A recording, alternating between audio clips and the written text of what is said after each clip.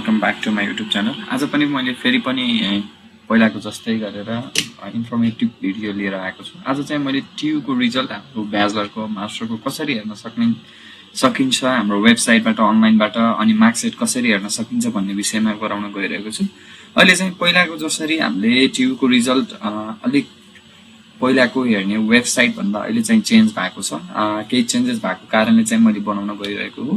हामी चाहिँ फर्स्टमा हामी चाहिँ गुगल क्रोममा जान्छौँ। गुगल क्रोममा अथवा हजुरले जुनै पनि वेब एप्लिकेसनहरू युज गर्न सक्नुहुन्छ।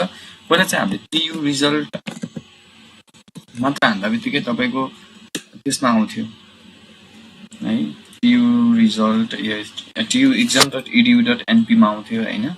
अब पहिला चाहिँ हाम्रो यसरी आउँथ्यो, हामी यहाँ गएर हेर्थ्यौँ है, यहाँ गएर 4 इयर बिएससी फर्स्ट इयर अथवा कुनै पनि रोल नम्बर गरेर हेर्थ्यौँ।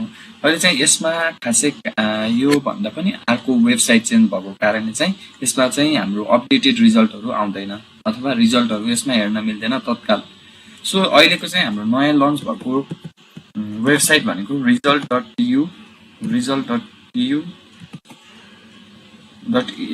tiuexam.edu.np भन्ने छ, त्यसमा गएर हेर्न सकिन्छ। र यसरी हाम्रो वेब पेज खुलिसकेपछि चाहिँ हाम्रो फर्स्टमा इक्जाम हाम्रो सबै अहिले चाहिँ एडभान्स तरिकाको आएको छ, यहाँनिर गर्न सकिन्छ।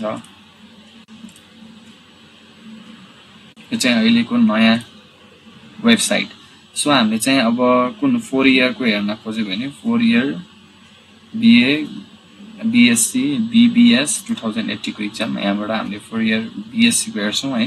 सिलेक्टेड अप्सन भनेर आउँछ, त्यहाँनिर हामीले चाहिँ सिम्बल नम्बर हाल्छौँ है, सिम्बल नम्बर हाल्नुपर्ने हुन्छ। यो चाहिँ मैले इक्जाम्पलको लागि हाल्दैछु। अनि अहिलेको चाहिँ पहिला चाहिँ हामीले रोल नम्बर मात्र हाल्ने हुन्थ्यो अथवा सिम्बल नम्बर मात्र हाल्ने हुन्थ्यो। अहिले चाहिँ हामीले नयाँमा चाहिँ रजिस्ट्रेसन नम्बर पनि हाल्नु पर्छ, यो चाहिँ कम्पल्सन भएको छ।